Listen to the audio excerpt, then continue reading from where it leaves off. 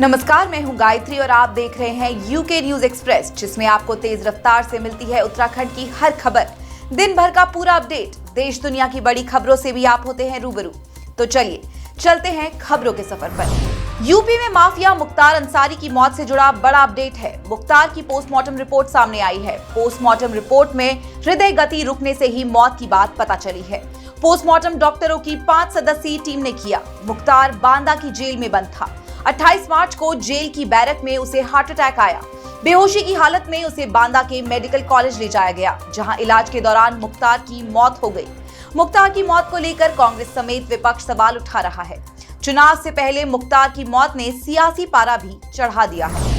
उधम सिंह नगर जिले के नानकमत्ता साहिब गुरुद्वारे में कार सेवा डेरा प्रमुख बाबा तरसेम सिंह की हत्या मामले में आरोपियों का अब तक कोई सुराग नहीं मिल पाया है। इस बीच हत्याकांड में खुलासा हुआ है कि तरसेम सिंह की हत्या की साजिश गुरुद्वारे की सराय के कमरा नंबर 23 में रची गई थी।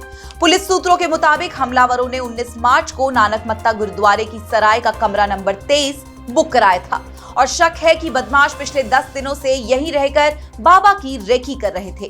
बताया जा रहा है कि दोनों हमलावर चंपावत स्थित रीठा साहिब जाने की बात कहकर कमरे में ठहरे हुए थे। एक नया सीसीटीवी फुटेज भी सामने आया है, जिसमें दोनों हमलावर चप्पल पहने नजर आ रहे हैं और उनके जूते कमरे से बरामद हुए हैं। ऐसे में आशंका जताई जा रही है कि उन्हें सुबह बाबा तरसेम के डेरे में अकेले में बैठे होने की सूचना मिली होगी, जिस कारण वे जल्दबाजी में चप्पल पहनकर वारदात अंजाम देने पहुंच गए। नानकमत्ता गुरुद्वारे में बाबा तरसेम सिंह की हत्या 28 मार्च की सुबह नकाबपोश बाइक सवारों ने AK-47 राइफल से गोलियां बरसाकर की। नानकमत्ता गुरुद्वारे में बाबा तरसेम सिंह की हत्या की जांच में जुटी उत्तराखंड पुलिस के डीजीपी अभिनव कुमार का नया बयान सामने आया है। डीजीपी ने कहा है कि विभिन्न एंगल से हत्याकांड की जांच की जा रही है। हत्याकांड की वजह का पता लगाया जा रहा है और जल्द ही हत्याकांड का खुलासा कर दिया जाएगा। टीमें लगी हुई हैं, इसमें लगातार काम चल रहा है। एक SIT बन चुकी है, जिसमें हमारे प्रदेश के STF के और कुमाऊं रेंज और जनपद उधम सिंह नगर के जो सबसे एक्सपीरियंस लोग हैं, उनको हमने इस काम में लगा रखा है और मुझे विश्वास है कि जल्द से जल्द हमें इस केस में सफलता मिलेगी। जो 2 लोग इसमें घटना को अंजाम देने में लाइट में आए हैं, उनको भी हम कानून के कटघरे में खड़ा करेंगे। सीएम धामी जब नानकमत्ता गुरुद्वारे के डेरा प्रमुख बाबा तरसेम सिंह को श्रद्धांजलि देने पहुंचे तो इस दौरान भावुक हो गए। बाबा तरसेम सिंह की हत्या के बाद शाम को धामी उनके परिवार से मिलने नानकमत्ता गुरुद्वारा कैंप पहुंचे थे। अपनी संवेदनाएं जताते हुए धामी ने तरसेम सिंह के परिजनों को सांत्वना दी और इस दौरान वो भावुक नजर आए। सीएम धामी ने ऐलान किया है कि नानकमत्ता गुरुद्वारे में हुए हत्याकांड में जो भी लोग जिम्मेदार हैं, उन्हें बख्शा नहीं जाएगा। जिन्होंने भी ये जघन्य अपराध किया है, कानून अपना काम करेगा, पुलिस अपना काम करेगी और कोई कहीं से भी किसी के सुराग जुड़े होंगे तो उनको खोजा जाएगा और उनको सही सजा जो देनी है कानून की, वो सजा उनको मिलेगी। सीएम धामी ने बीजेपी के गढ़वाल लोकसभा प्रत्याशी अनिल बलूनी के समर्थन में चमोली के थराली में रोड शो किया।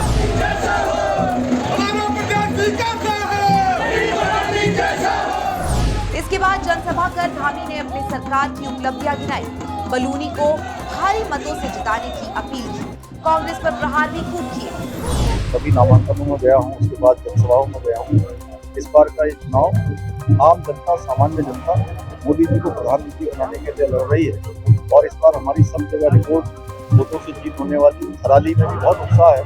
गढ़वाल लोकसभा से अनिल बलूनी इस बार ऐतिहासिक जीत कर यहाँ के सांसद होंगे, यहाँ का विकास आगे बढ़ेगा। हमारे प्रधानमंत्री फिर तीसरी बार देश के प्रधानमंत्री। थराली में सीएम धामी की अगुवाई में 20 से ज्यादा लोगों ने बीजेपी की सदस्यता भी ग्रहण की।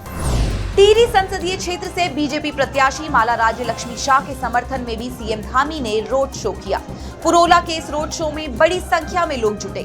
रोड शो के बाद यहाँ की रैली में भी सीएम धामी खूब गरजे। पिछली बार हमने चुनाव में आपसे वायदा किया था, हमने संकल्प लिया था कि नई सरकार गठन होगी तो हम उत्तराखंड के अंदर समान नागरिक संहिता का कानून लागू करेंगे। सबके लिए समान होगा, चाहे वो किसी वर्ग का होगा, किसी जाति का होगा, किसी धर्म का होगा, किसी पंथ को मानने वाला होगा।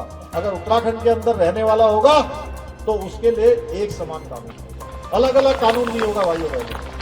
हमको ये गौरव प्राप्त हो गया। हरिद्वार के रुड़की में आयोजित पूर्व सैनिक सम्मेलन में पहुंचे त्रिवेंद्र सिंह रावत तो पूर्व सैनिकों ने उन पर बरसाए फूल।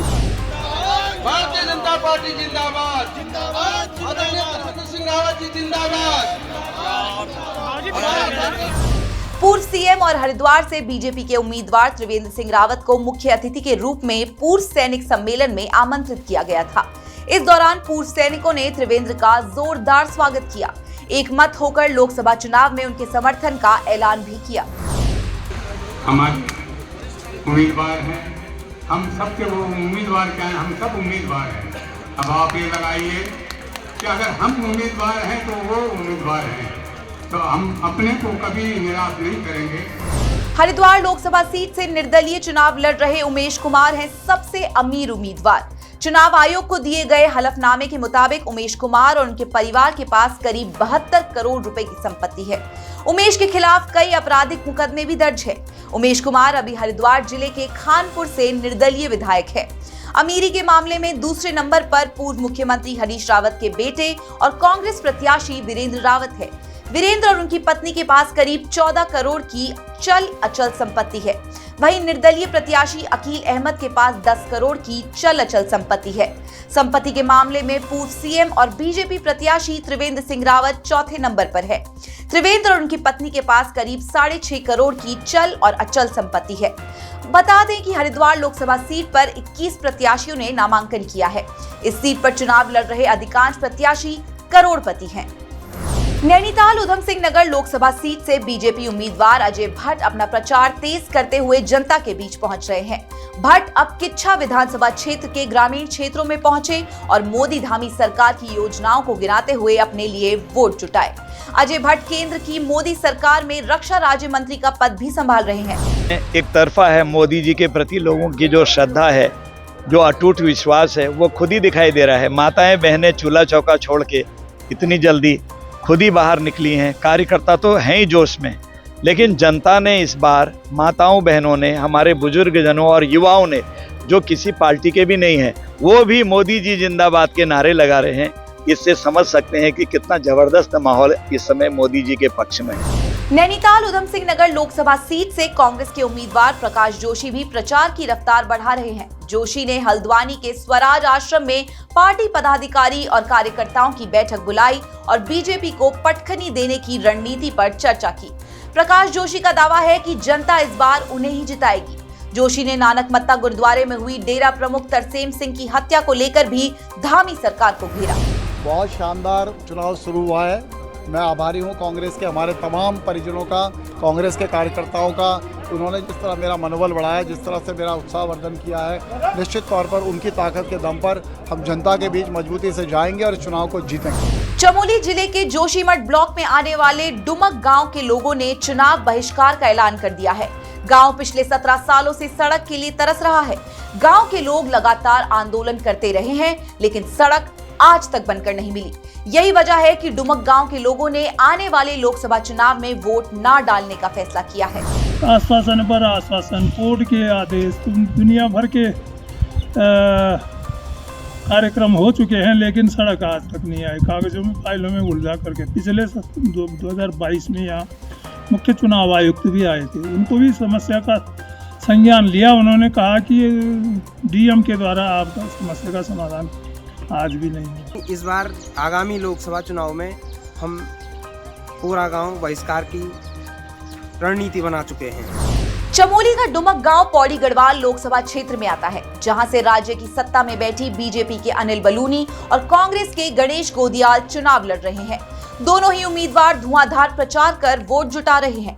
अब सवाल ये है कि सड़क जैसी बुनियादी जरूरत को तरसते डुमक गांव की तकलीफ दोनों ही दलों के नेताओं को नजर कैसे नहीं आई। सवाल सरकार और सिस्टम से भी कि ग्रामीणों की आवाज उठाने पर भी उन्होंने आज तक कुछ क्यों नहीं किया। उत्तराखंड लोकसभा चुनाव में चुनाव आयोग से नामांकन पत्रों की जांच के बाद 7 नामांकन निरस्त हो गए हैं, जिसके बाद 5 लोकसभा सीटों पर अब कुल 56 प्रत्याशी चुनाव मुकाबले में रह गए हैं।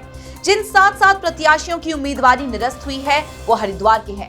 बाकी सभी सीटों पर नामांकन सही पाए गए हैं। 30 मार्च को नाम वापसी के बाद फाइनल फिगर साफ हो पाएगा। हरिद्वार में जो 7 रिजेक्ट हुए हैं वो टेक्निकल ग्राउंड पर रिजेक्ट हुए हैं। आज के वैलिड जितने पाए जाएंगे उसके पश्चात 30 मार्च का अंतिम दिवस होगा। 30 मार्च को 3 बजे तक जो वैलिड नामांकन करने वाले प्रत्याशी होंगे वो अपने नाम वापसी का भी आवेदन कर सकते हैं। अगर वापस लेना चाहे तो 3 बजे के पश्चात उनके आवेदन पत्र लिए नहीं जा सकते। कांग्रेस नेता हरक सिंह रावत और उनकी बहू अनुकृति गुसाई की बढ़ सकती है मुश्किलें। ईडी ने दोनों को समन देकर पूछताछ के लिए तलब किया है। हरक सिंह रावत को 2 अप्रैल और अनुकृति गुसाई को 3 अप्रैल को ईडी दफ्तर में पेश होने के लिए कहा गया है। हरक सिंह रावत और उनके परिजनों पर कॉर्बेट टाइगर रिजर्व से जुड़े पाखरो टाइगर सफारी निर्माण घोटाले में शामिल होने का आरोप है। ईडी के मुताबिक मामले में अवैध लेन देन हुआ। ईडी ने 7 फरवरी को हरक सिंह रावत समेत उनके करीबी और कुछ आईएफएस अधिकारियों के ठिकानों पर छापेमारी की थी। ईडी ने हरक सिंह रावत को 29 फरवरी को भी पूछताछ के लिए बुलाया था, पर तब हरक सिंह ने निजी कारणों का हवाला देते हुए तारीख टाल देने का अनुरोध किया था। मसूरी जाने वाले यात्रियों के लिए खुशखबरी है। अमृतसर से देहरादून के लिए सीधी उड़ान सेवा शुरू होने जा रही है। पायलट के तौर पर अलायंस एयर कंपनी की ओर से 2 दिन उड़ान संचालित कर अमृतसर देहरादून रूट का निरीक्षण किया जा चुका है। वहीं कंपनी की ओर से इस उड़ान को रोजाना 2 बार संचालित किया जाएगा। श्री गुरु रामदास इंटरनेशनल एयरपोर्ट से अप्रैल महीने में देहरादून के लिए सीधी उड़ान शुरू हो जाएगी। इस उड़ान के शुरू होने से देहरादून और मसूरी जाने वाले पर्यटकों को काफी फायदा मिलेगा। यूके न्यूज एक्सप्रेस में खबरों का सफर अभी बस यहीं तक। उत्तराखंड की अहम खबरों को जानने के लिए आप जुड़े रहिएगा हमारे साथ और देखते रहिए श्रेष्ठ उत्तराखंड।